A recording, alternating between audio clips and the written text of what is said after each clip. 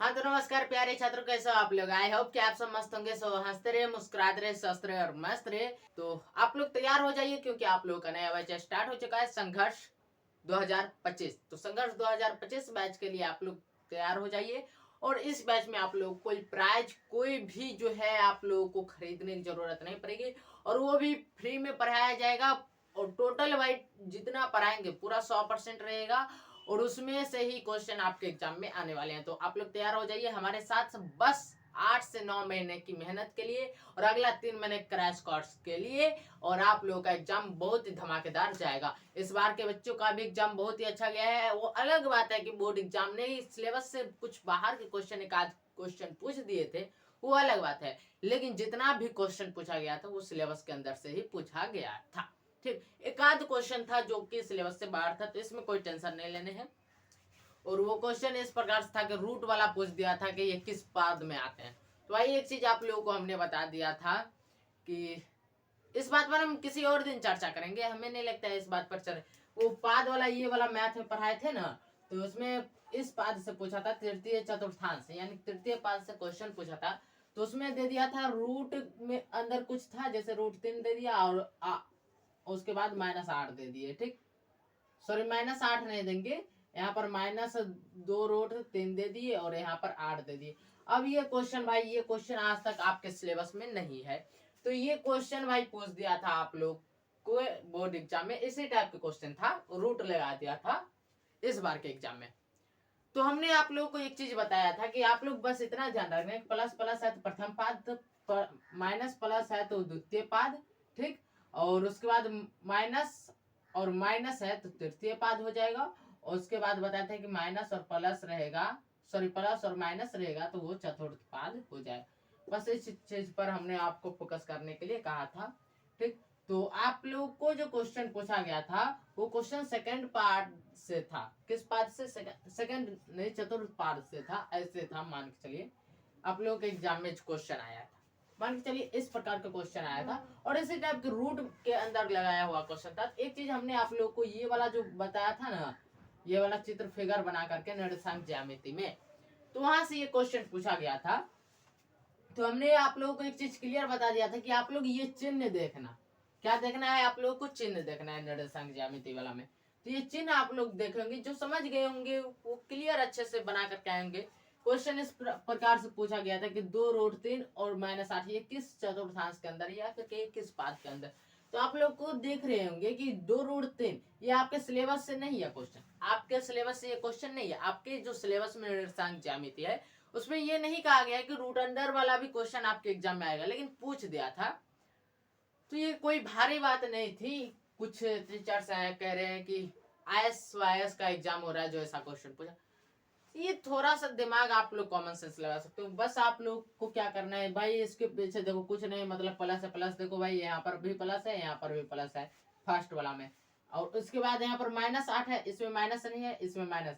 तो ये दोनों चीज हमको मिल गया इस वाले में, इस वाले में दोनों चीज मिल गया। तो ये किस चतुर्थांश के अंतर्गत आता है?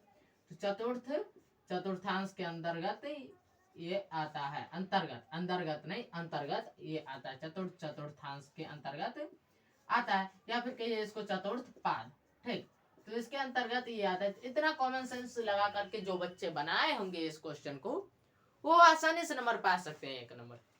ठीक, तो ये सब होती है थोड़ी से कॉमन सेंस लगाना, और हमें लगता है क्लियरली बच्चे जो है ये कॉमन सेंस लगा चुकेंगे। फाइनली ये सब बातें को आज छोड़ते हैं, और आप लोगों का संघर्ष 2 बैच स्टार्ट हो चुका है, तो आप लोग तैयार हो जाइए। पहले लेखक परिचय कराएंगे हिंदी में, जो कि सुबह में क्लास होगी हिंदी का। आप जान लो, अब जो क्लास का रूटीन होने वाला है वो सुबह शाम दोनों टाइम होगा, और सुबह में कब होगा वो भी बता देते हैं। सुबह में आपको जो है, आप लोग कोई बच्चे कॉलेज कोचिंग जा रहे होंगे, कोई स्कूल जाते होंगे, तो आप लोगों को सुबह में टाइम कब बचेगा? कोचिंग से आते होंगे 6 बजे 7 बजे, अक्सर बच्चे कोचिंग चले जाते हैं। कुछ बच्चे का कोचिंग 8 बजे 9 बजे तक चलता है, कुछ बच्चे का 10 बजे तक चलता है। तो जिस बच्चे का 10 बजे तक कोचिंग चलेगा वो तो आप आएगा, खाए पिएगा, स्कूल जाएगा, तो उसको भाई टाइम नहीं बचेगा, तो वो बच्चे स्कूल नहीं जाते। ऐसा हमने अपने जनरली स्कूल लाइफ में भी किया है। हालांकि हमारा कोचिंग तो भाई 1 से 1.5 घंटा का था, लेकिन हमारे कुछ दोस्त थे जिसके कोचिंग 3 घंटा 4 घंटा चलता था। तो तो जाते थे स्कूल नहीं जाते थे। 10th में बहुत बच्चे स्कूल नहीं जाते हैं, लेकिन अभी जो रूल आ गया है स्कूल जाने का, तो कई बच्चे जाते होंगे, लेकिन बहुत बच्चे नहीं जाते थे। उनके लिए भी और आप लोगों के लिए भी, सभी के लिए सुबह का टाइमिंग नहीं रहेगा, क्योंकि आप लोग जानते हो भाई, सुबह में जो है आप लोग 6 बजे उठोगे, फ्रेश होकर के कोचिंग जाओ, कोचिंग से आओगे, और ये जो नियम के गए पाठक सर ने लगाया है, उस नियम के अनुसार आप स्कूल भी जाओगे। स्कूल में छुट्टी मिलेगा 4 बजे, 4 बजे तक आप लोग घर आ जाओगे, 4 से 4:30 के बीच में खाओगे पियोगे, फिर आपको टाइम मिलेगा भाई का। तो इसीलिए अब 2 क्लास एक दिन में होगा। एक क्लास होगा 4 बजे, ठीक, और एक क्लास आप लोगों का होगा 6 बजे, ठीक। 2 क्लास रोज आना होगा, 2 क्लास, टेंशन नहीं लेना है। और इस बार धमाल मचाना है 2025 के एग्जाम में, तो मुझे उम्मीद है आप लोग क्लियर समझ गए होंगे। बैच आपका कौन सा रहेगा? संघर्ष बैच, जो कि आपको यूट्यूब चैनल पर मिलेगा। और यूट्यूब चैनल कौन सा है भाई? यही यूट्यूब चैनल साइंस समाधान यूट्यूब चैनल पर आपको संघर्ष बैच मिलेगा, ठीक। तो साइंस समाधान यूट्यूब चैनल को जो बच्चे अभी तक सब्सक्राइब नहीं किए हो भाई, सब्सक्राइब कर लेना, क्योंकि बहुत ही अच्छा कंटेंट मिलने वाला है यहाँ पर। हम आपको सिर्फ पढ़ाते नहीं भाई, कुछ ही सिखाते भी हैं। जो चीज आप सीख गए हैं तो उसमें आपको टेंशन नहीं लेना, आपको रट्टा मारने की जरूरत नहीं पड़ेगी। ये चीज हमने सिखाया। यहाँ से देखो भाई, हमने ये तो नहीं कहा था कि ये ऐसा क्वेश्चन आएगा कि जिसमें रूट नहीं रहेगा, ये हमने नहीं कहा था। और मैंने ये भी नहीं कहा था कि रूट रहेगा, ये चीज भी हमने नहीं कहा था निर्देशांक ज्यामिति में। इन क्वेश्चन पूछ दिया ऐसा, तो वहां पर एक चीज हमने सिखाया था कि आप लोग ये चिन्ह पर ध्यान देना, ये चिन्ह पर ध्यान देना। तो यही सब चीजें जो होती है सीखने वाली होती है। जो बच्चे इस चिन्ह पर ध्यान दिए होंगे वो अपना 1 नंबर आसानी से ले सकते हैं भाई। और जो बच्चे इस चीज पर ध्यान नहीं दिए होंगे, इस निर्देशांक ज्यामिति के फिगर पर जो हमने समझाया था, सिखाया था, उस पर ध्यान नहीं दिए होंगे, उन बेचारे का तो 1 नंबर गया। और ये 1 नंबर का क्या महत्व है, उस स्टूडेंट से जाकर के पूछना जो 1 नंबर से फेल होता है। उस स्टूडेंट से जाकर पूछना कि 1 नंबर का क्या महत्व है। तो हम यहाँ पर एक एक नंबर का भी महत्व समझाएंगे, ठीक। तो फाइनली आज जो आप लोगों के साथ मेरी बातचीत थी, वो काफी अच्छी बातचीत हमें लगता है रही है, ठीक। और जीवन में भाई हमेशा खुश रहा करो, क्योंकि भाई लोग ऐसे ही दुख दर्द सब कुछ झेलते रहते हैं, लेकिन तुमको भाई खुश रहना पड़ेगा। लाइफ में खुश रहोगे तभी लाइफ में कुछ कर पाओगे। खुश रहो आराम से, और कितना भी टेंशन आए, कोई छोड़ के चली गई या फिर कोई हमारे लाइफ में एंट्री मार दी, हमारा जीवन बर्बाद करने आ गई, उस सब से टेंशन नहीं लेना भाई। तू आया है, तू फिर जाएगा, तू फिर लौट के आएगा। कहते हैं ना, एक गया तो दूसरा आएगा। स्टेशन पर गए होंगे, कई बार रेल हमारा छूट जाता है स्टेशन पर जाने के बाद, तो क्या दूसरा फिर रेल नहीं आएगा? दूसरा एक रेल गया कोई बात नहीं, दूसरा रेल पीछे से आ रहा है, पकड़ लेंगे उसी को, टेंशन नहीं लेना है। 9 तक यही सब तो किए होंगे आप लोग, और आगे भी करेंगे। जब तक कॉलेज लाइफ से नहीं निकल जाते, अभी तो स्कूल लाइफ में है, आप कॉलेज लाइफ में जाइएगा। कॉलेज लाइफ से जब तक आप नहीं निकलिएगा तब तक यही करते फिरिएगा। लेकिन इसके साथ साथ भी इंजॉय तो होता रहेगा, लेकिन इसके साथ साथ भी कुछ पढ़ाई भी होता चले तो बहुत अच्छी बात रहेगी। एंजॉय तो भाई, ये लाइफ ही ऐसा है भाई, क्या बोली, ये एज ही ऐसा होता है जिसमें ना चाहते हुए भी आपको ये सब करना पड़ता है। ना चाहते हुए भी नहीं कीजिएगा तो दोस्त उधर से बोले कैसा है भाई तू, इतना सुद्धा सपटा, और इतना सुद्धा सपटा बन के भी नहीं रहना है, थोड़ा हरामी भी बन के रहना है भाई। थोड़ा हरामी भी बन के रहो, मतलब पूरा सुद्धा रहेगा ना, कोई भी 2-4 थोपी लगा के चला जाएगा तो कुछ नहीं बोल पाएगा। थोड़ा हरामी होना भी जरूरी है कि सामने वाला जो है ना, थोड़ा अपना लिमिट देखे कि भाई हम इसी लिमिट में है, हमें इसी लिमिट में रहना चाहिए, ज्यादा खुदा का नहीं करना चाहिए। तो अपना जो हौसला है तुम्हें खुद बना करके रखना पड़ेगा। मोटिवेशन कुछ नहीं होता है, मोटिवेशन के लिए तुम्हें क्या करना पड़ेगा, अपने घर का एक बार चेहरा देख लेना, अपने मम्मी पापा का एक बार चेहरा देखना लेना, कि अपने मम्मी पापा का संघर्ष देख लेना, अपने मम्मी पापा का मेहनत देख लेना, कितना मेहनत करते हैं वो आपके लिए, हमारे लिए। हमारे मम्मी पापा भी अभी भी मेहनत करते हैं, बहुत जी जान लगा रहे हैं मेहनत करने में, और हम अभी आपके लिए मेहनत कर रहे हैं, खुद के लिए मेहनत कर रहे हैं। तो भाई हम यहाँ पर भी जो है, हम खुद के लिए, कोई भी आदमी जो होता है दूसरे के लिए मेहनत नहीं करता है। हम यहाँ भी आपके लिए मेहनत नहीं कर रहे हैं, रियल बात बताए तो यहाँ भी हम आपके लिए मेहनत नहीं कर रहे हैं, यहाँ खुद के लिए मेहनत कर रहे हैं। लेकिन हमारे वजह से जो है आपके अंदर कुछ जो है, कुछ तो सीखने को मिलता है। एक चीज आपको बताते हैं, आपको जो हम यहाँ पर सिखा रहे हैं, सिर्फ आपको नहीं सिखा रहे हैं, हम खुद भी यहाँ पर सीख रहे हैं, सिर्फ आपको नहीं सिखा रहे हैं। और ये जो लाइन है ना एजुकेशन वाला, इसमें आप किसी को कुछ भी बताइए तो सिर्फ उसी को नहीं बता रहे हैं, आप खुद भी अपना रिवाइज कर रहे हैं। किसी को ज्ञान बांटने से घटता नहीं है भाई, बढ़ता है। और अगर तुमको किसी से ज्ञान मिल रहा है, कोई तुमको सिखा रहा है और तुमको सीखने में इंटरेस्ट है, तो उससे सीखो जरूर, क्योंकि उसके अलावा जो है तुमको कोई नहीं सिखा सकता। मम्मी पापा अलग चीज है, मम्मी पापा आपके लिए बहुत मेहनत करते हैं। हम भाई इस परिवार से आए हैं, मिडिल क्लास में कहिए तो उसमें भी है, और हम मिडिल क्लास से ही बिलोंग करते हैं। एक चीज बताते हैं, हमारे मम्मी पापा किसान है, और वो जो है नंगे पांव जो है खेत में चलते हैं, धूप में, करकराती धूप में खेत में चलते हैं, रोड पे चलते हैं। जब हम नंगे पांव चलते हैं तो भाई मेरा पैर जल जाता है। उस समय हमें पता चलता है कि भाई क्या होता है लाइफ, माँ बाप का लाइफ क्या होता है, कितनी मेहनत करते हैं वो अपने लिए, हम लोगों के लिए। उसके बाद हम लोगों को इतना बड़ा करता है, और हम लोग ये जो है काम चोर की तरफ बैठे रहते हैं, इधर खेलने चले जाते हैं, उधर खेलने चले जाते हैं, किसी चक्कर में पड़ जाते हैं। तो ये सब क्या, ये कोई लाइफ नहीं है। 2-4 दिन का भाई ये जिंदगी रहेगा, बस 2-4 दिन का। इसके बाद तुम डिप्रेशन में जाओगे, किसी का दिल टूटेगा, कोई मार खा के आएगा, कोई पिटा के आएगा, फिर आराम से डिप्रेशन में जाएगा, माथा पकड़ के सोए रहेगा, बैठे रहेगा, और उसी का रिजल्ट एक दिन खराब हो जाता है। वही जब एग्जाम में लिखने जाता है तो उसे पता नहीं चलता है क्या लिखे, उसे समझ ही नहीं आता है क्या लिखे। भाई भाई तू क्या लिखेगा, तू तो पूरे साल जो है इधर उधर किया है, पूरे साल तू कॉलेज में दौड़ा है, स्कूल में कूद फान किया है, कभी भी पेन पेपर लेकर के बैठा है कुछ बनाने के लिए, कुछ लिखने के लिए। और ये चीज अभी हम इसीलिए बता रहे हैं क्योंकि अब जो है ये जो साल भर का दौर रहने वाला है आप लोगों का, ये साल भर का जो दौर रहने वाला है आप लोगों का, इस साल भर में अगर इस चीज सब चीजों को आपने त्याग दिया तो आप बहुत अच्छा मुकाम हासिल कर लेंगे इस एग्जाम में। और इस एग्जाम में अच्छा मुकाम हासिल करने के लिए आपको ये सब छोड़ना पड़ेगा। सभी दोस्त एक साथ होकर के जब क्रिकेट खेलने चले जाते हो तो सभी दोस्त एक साथ होकर के पढ़ने बैठ जाओ। क्रिकेट भाई एग्जाम के बाद खेलेंगे, खूब मन भर खेलेंगे।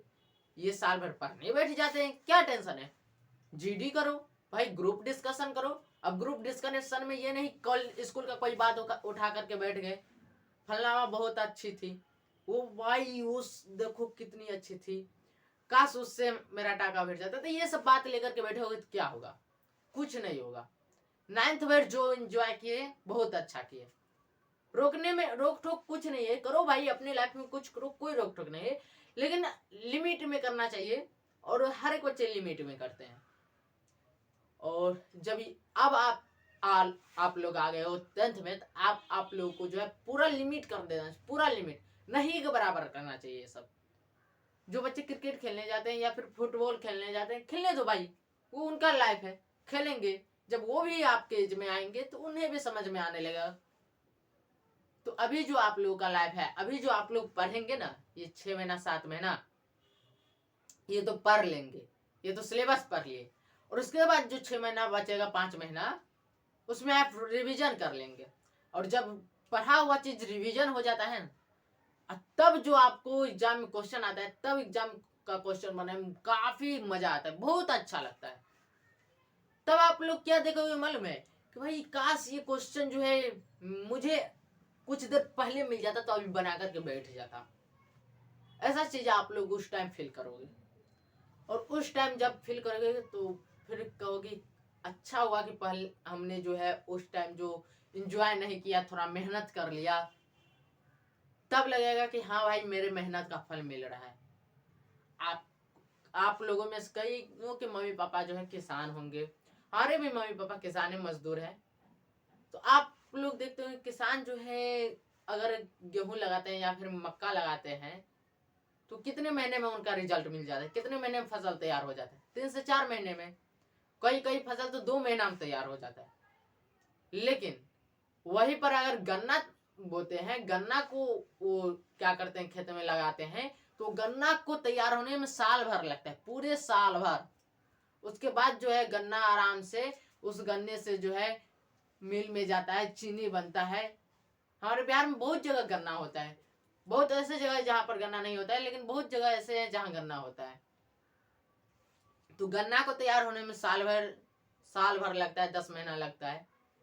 और ये जो आपका जो एजुकेशन है, आपका जो ये सिलेबस है, और आप 10th में चाहते हो अच्छे नंबर लाने के लिए, तो आपको इसको तैयार करने के लिए पूरे पूरे आपको साल भर का मेहनत करना पड़ेगा, पूरे पूरे, तब जाकर के आपका अच्छा रिजल्ट बनेगा, वो भी कड़ी मेहनत के साथ। लेकिन आप उतना मेहनत नहीं कर पाएंगे जितने आपके मम्मी पापा खेतों में जाकर के मेहनत करते हैं, खलिहानों में जाकर के मेहनत करते हैं, उतना मेहनत आप नहीं कर पाएंगे। आपके मम्मी पापा 8-8 घंटा 10-10 घंटा खेत में पड़े रहते हैं भाई, सुबह जाते हैं शाम को लौट के आते हैं। आप लोग खुद अंदाज लगा सकते हो कि सुबह 6 बजे निकलते हैं, हमारे दादाजी पापा जी जो है सुबह 6 बजे निकलते हैं, शाम को 6-7 बजे 8 बजे आते हैं, 12-12 घंटा 13-13 घंटा खेत में पड़े रहते हैं, खेत में काम करते हैं। उसके बाद जो है 2 वक्त की रोटी मिलती है। हम लोग क्या है, अपने लोग 6 घंटा 7 घंटा मेहनत कर देंगे दिन में, स्कूल के अलावा, स्कूल कोचिंग के अलावा 6-7 घंटा दिन में मेहनत कर देंगे, या फिर कहीं रात में मेहनत कर देंगे। दिन ये हो या रात, आपको बस 6-7 घंटा रोजाना मेहनत करना है, और ज्यादा नहीं लेना है, डिप्रेशन में नहीं जाना है। पिताजी 12 घंटा 13 घंटा उनका शरीर है, वो करेंगे 12-13 घंटा। और आपका यहाँ पर एजुकेशन जो है, आपका सिलेबस है, ये आपके दिमाग का काम है। आप दिमाग लगाइएगा तब आपका क्वेश्चन सॉल्व होगा, तब आपको क्वेश्चन बनेगा। तो आप जो विषय है आपके सिलेबस में 6 विषय है, जिसमें आपको जो है एक विषय को गोली मारो भाई, इंग्लिश को। अगर आप चाहते हैं इंग्लिश में भी हमें अच्छा करना है तो इंग्लिश भी पढ़ो, वरना आपको इंग्लिश मन करता है, आपको इंग्लिश समझ में नहीं दे रहा है तो उस पर ज्यादा टाइम अभी नहीं दो। रिजल्ट बनाना है आप लोगों को, तो आराम से 5 सब्जेक्ट आपका कंपलसरी है। 5 सब्जेक्ट, 5 सब्जेक्ट को आप उठा करके पढ़ लो। मैथ हो गया, साइंस हो गया, सोशल साइंस हो गया, हिंदी संस्कृत, 5 सब्जेक्ट को बस आप सेल्फ स्टडी में 5 घंटा। तो सेल्फ स्टडी क्या होता है, जो चीज पढ़े हो ना आज, उसको जब तुम कॉलेज से, सॉरी कॉलेज बोलते हैं आपके लाइफ में, तो अभी कॉलेज नहीं आएगा, आएगा बाद में, अभी नहीं आया है। स्कूल से आते हो, मान के कई बच्चे स्कूल नहीं जाते, लेकिन अभी के टाइम पर कई बच्चे स्कूल जाते होंगे। तो स्कूल से आते हो, तो वो जो आपके पास 5 घंटा स्कूल से आ गए, तो आप हर एक विषय पर 1-1 घंटा दे दो, ठीक, ज्यादा नहीं। नहीं तो बाद में जाओगे आराम से, एग्जाम जब नजदीक आ जाएगा तो बोलोगे क्या, जो अब भाई एग्जाम नजदीक आ गया है, 6-6 घंटा 7-7 घंटा 8-8 घंटा, ये वाला रूटीन नहीं चलने वाला है। आप लोग एक दिन पढ़ोगे, 2 दिन पढ़ोगे, तीसरा दिन थकान हो जाएगा भाई, कौन इतना पढ़ता है, माथा चकरा रहा है, चलो थोड़ा खेल के आते, घूम के आते, तब तो गया भाई आपका पढ़ाई। आप लोगों को बताते हैं एक छोटा सा सेल्फ स्टडी का, हर एक सब्जेक्ट को आप 1-1 घंटा दे दो। जैसे मैथ हो गया, मैथ को 1 घंटा दे दो। साइंस हो गया, साइंस को 1 घंटा दे दो, ठीक, यानी कि विज्ञान, ठीक। उसके बाद सोशल साइंस हो गया, ठीक, सोशल साइंस को आप 1 घंटा दे सकते हो, ठीक। कोई एक सब्जेक्ट उठा करके 1 घंटा दे दो। हिंदी में आपको 1 घंटा देने की जरूरत नहीं होती है, हिंदी को आप आधा घंटा में भी समझ सकते हो, ठीक, आधा घंटा में भी। या फिर हमें हिंदी का जो है एक्सप्लेनेशन करवाने वाले हैं कल से, ठीक। तो एक्सप्लेनेशन जो होगा हिंदी सब्जेक्ट का, तो उसमें आप एक्सप्लेनेशन में समझ जाओगे क्या करना है हमें, हिंदी में कौन कौन बातें पर फोकस करना है, तो वो चीज हो जाएगा। एक बार सुन लोगे हिंदी में, याद हो जाएगा आपको। संस्कृत को बहुत करो तो भाई संस्कृत को 1 घंटा दे दो। आपको कितना घंटा देना पड़ा भाई, संस्कृत को 1 घंटा दोगे, 1 घंटा दोगे संस्कृत को, तो आपको देना पड़ा भाई 4.5 घंटा, 4 घंटा 30 मिनट आपको देना पड़ा। 4 घंटा 30 मिनट आपको टाइम देना पड़ा। ये 4 घंटा 30 मिनट में आप बहुत बेहतर कर दोगे, बहुत अगर साल भर का आपका यही रूटीन रहा तो बहुत बेहतर कर दोगे। 4 बजे आप स्कूल से आ जाओगे, अगर स्कूल का टाइमिंग आपको मिला है तो 4 बजे स्कूल से आओगे, और आराम से 4 से 6 जो है अपना ऑनलाइन पढ़ाई करो या फिर कोचिंग करो, जो करना है कर लो, ठीक। माना है तो कहीं खेलने चले जाओ 1 घंटा, ठीक। खेलना भी जरूरी है, खेलना भी जरूरी होता है।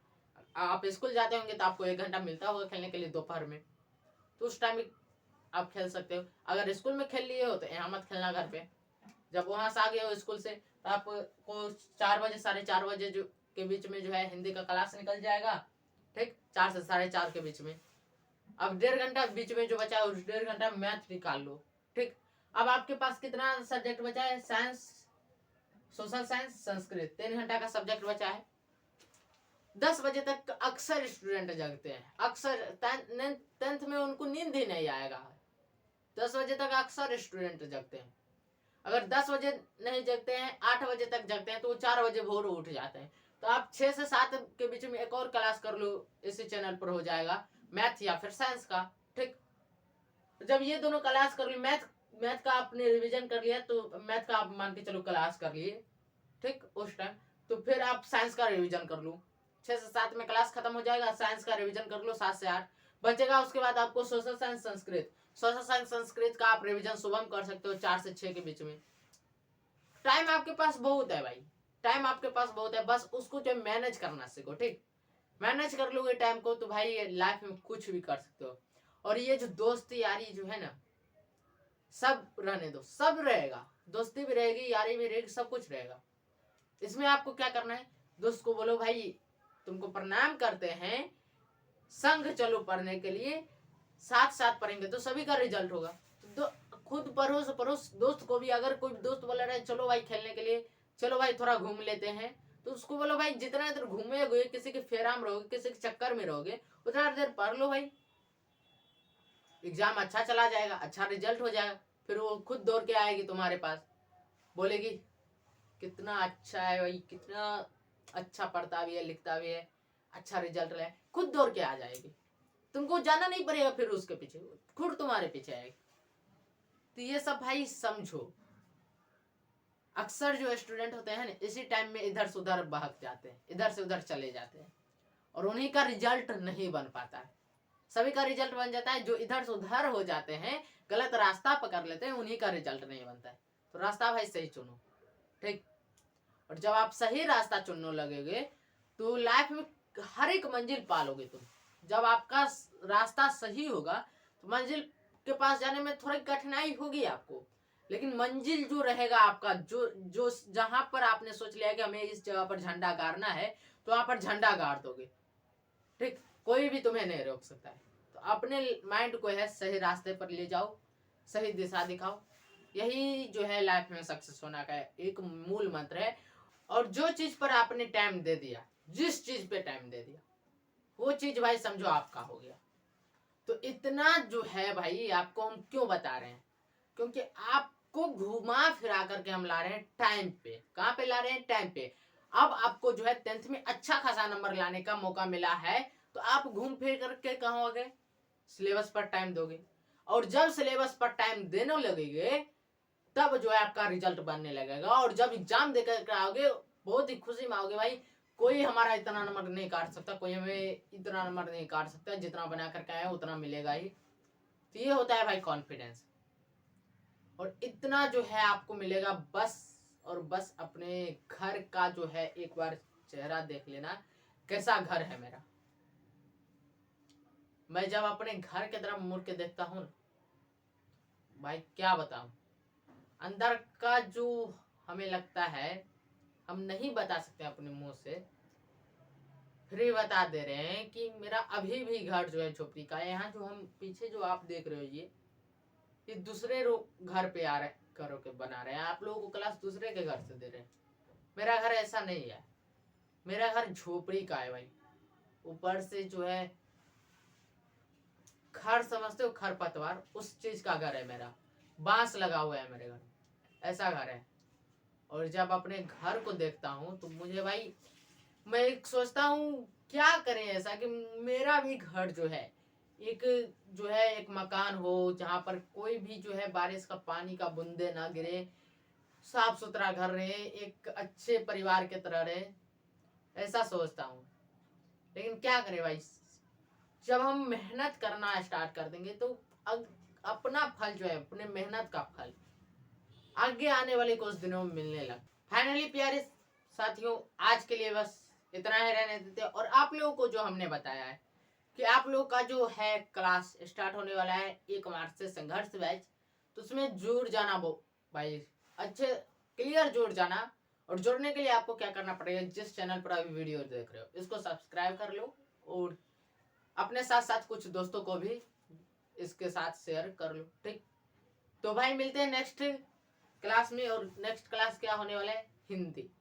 पहले भाई हिंदी की शुरुआत करते हैं। हमारे बिहार की जो भाषा है मूलतः वह हिंदी है, हालांकि हमारे बिहार में हर एक इलाके में हर एक भाषा बोली जाती है। मिथिलांचल में जो है मैथिली भाषा बोली जाती है। इधर आपके आरा छपरा बक्सर जो जिला हो जाते हैं उधर भोजपुरी बोली जाती है। पटना में हिंदी बोली जाती है, पटना इलाका में।